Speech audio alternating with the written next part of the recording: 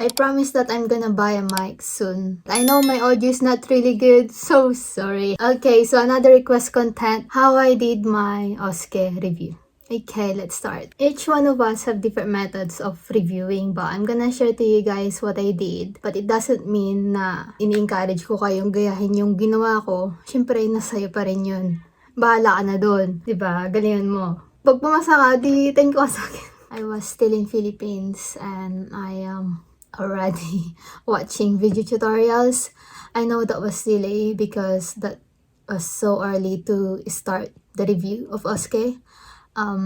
But during that time, I just wanted to have an overview what is OSCE about because I had no idea. It's just an overview, okay? Yung konting nood lang, may bang pagdaan lang ganun. Para alam mo na, di ba? Okay, look, listen. Applying to UK is difficult. I've been there, we've been there, you will be there soon, you will experience that soon. Once you arrive here in UK, the last part of your journey to become a UKRN is OSCE. And you don't want to retake again, you don't want to spend money again. Of course, you don't want to experience those. So, give it all. Itodo mo na yan. So, when I came here October, Tigas, Ilocano. So, when I came here October 25, 2019, I brought Manila papers, loads of markers, red, blue, black. I have all the colors, highlighters, and also a notebook. A notebook here. So this is the notebook that I brought. And yeah, I have all my reviews, script. I have my script here. My OSCE was scheduled February 3 or 4, I think, of 2020. So, since alam ko na kailan ako mag-exam nun, syempre, yung time frame ko, sakto lang, di ba? Kasi dumating ako na October, pero bago ako dumating dito, alam ko na yung paano yung sa OSCE. Ayun. So, November, December, January, 3 months review. So, when they inform us about the date of our exam, I did a time frame for my review. So, November 2019, I started collecting review materials like video tutorials, script for the skills, marking criteria, and printed scenarios for the API, assessment planning, implementation, evaluation. Same month, I started reading Royal Marsden book. There are nurses that bought their own Royal Marsden book, but I didn't buy because we've got a library and I can borrow the book there. So, he's borrowed the book. Kuripot, diba? Okay lang naman. Ang importante na iraos yung exam, na iraos ko naman, hindi ko naman kinailangan bumili. So, that month, November, I actually just read my review materials. I just read the Royal Marsden, I just read the script for the skills, writing my marking criteria every time, paulit-ulit. And then, whenever I go to hospital, whenever I go to town or grocery or anywhere, I've got my headphones on and I listen to video tutorials. Like every time. I listen to them most of the time, so, you know, it will retain in my head, in my brain. Even if I'm in the bathroom, I play the video tutorials while I'm cooking, while I'm cleaning the house. Yeah, I play the video tutorials. Di ba? Parang baliw lang. Yes. Pero, chill lang yung review ko that time. Chill lang siya kasi I treated it like music. Hindi yung parang nakapagod pakinggan kung ini-enjoy ko yung tutorial. Ini-enjoy ko siya. Tapos yun, kahit pa paano, nare-retain naman sa utak ko. yung sa tutorial. Ganun pala yun, di ba? And the real review started in December 2019. Doon pa lang ako talagang sobrang nagseryoso. My trust does provide OSCE training for international nurses. So, there's a face-to-face training. They provide review materials.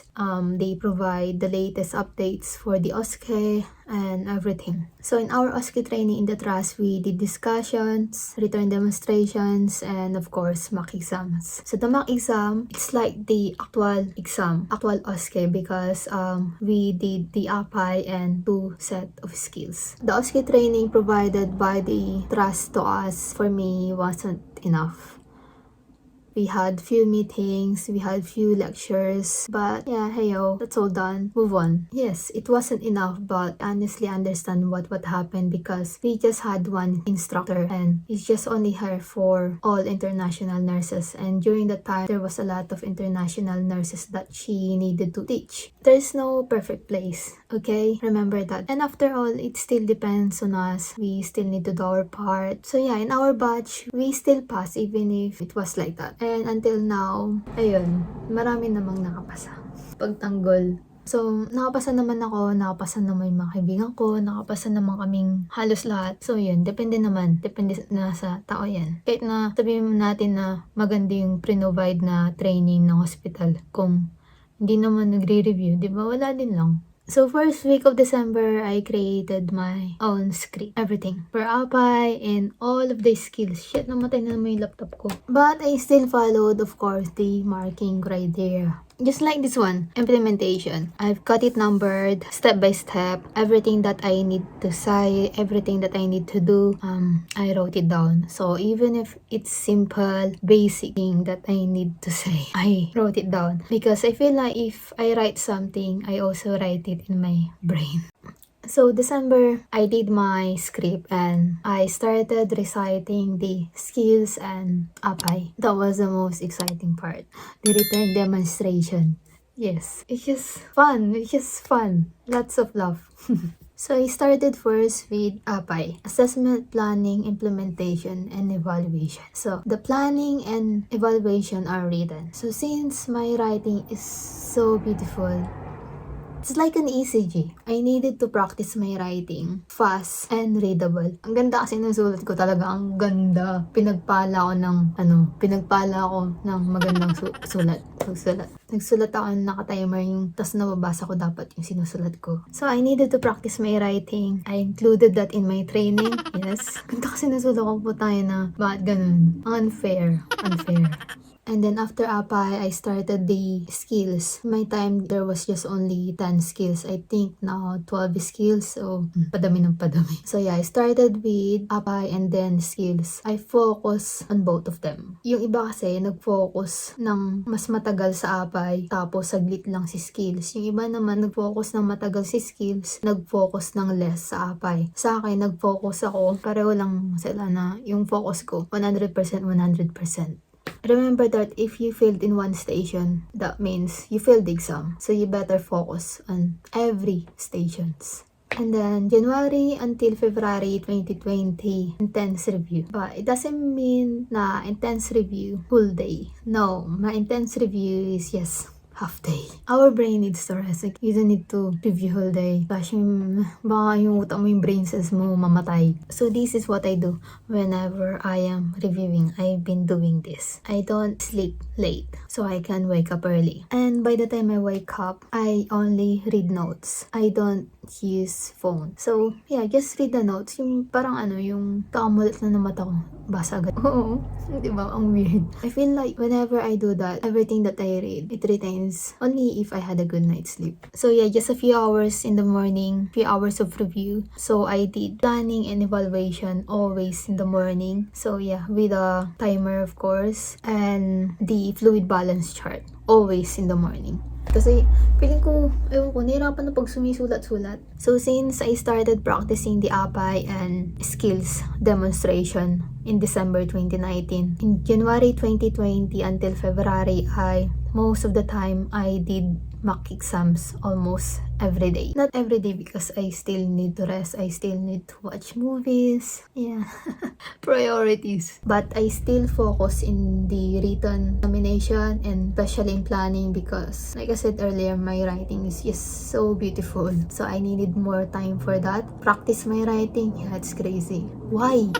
Mock exam is like a actual exam. So, API and then 2 skills. So, I did API and then magbubunot ako ng 2 skills. So, sa 10 skills na yun, gumawa ako ng mga maliliit na papel tapos magbubunot ako. Parang exam nga na hindi mo alam kung ano yung skills na gagawin mo. Same with API. I had different kinds of scenarios like math, news, neurological assessment, community, yung PHQ-9. So, I will choose one of the scenarios and then 2 skills. Bubunot ako ng 2 skills. Yun. Mock exam yun almost every day. During my review, I've asked my friends to assess me during my demonstration. So, yeah, thank you guys for helping me in my review. Sometimes it's just me reviewing because they were working. So, I am the examinee, I am the patient, and I am the assessor. So, I correct myself and I answer myself. In my entire OSCE review, whenever I am in the hospital, I apply the things that I am reviewing. Like, for example, assessment.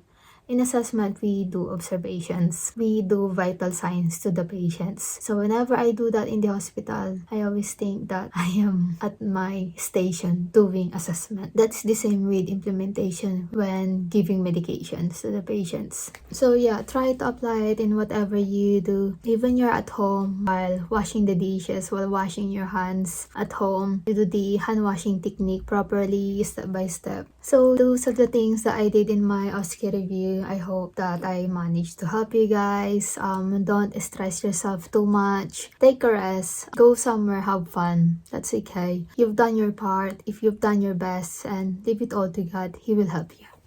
Don't forget to like, comment, and subscribe. Bye everyone! But wait, before your exam, like one day before your exam, huwag ka na mag-review. Magpahinga ka na lang. Tambay-tambay ka na lang din sa labas, ganyan. Huwag ka na mag-review. Tapos, sa araw ng exam mo, huwag ka na mag-review, gosh. Huwag ka na magpagod. Huwag mo nang pagurin sa ang utak mo. Ha? Suggestion ko lang yan. Okay?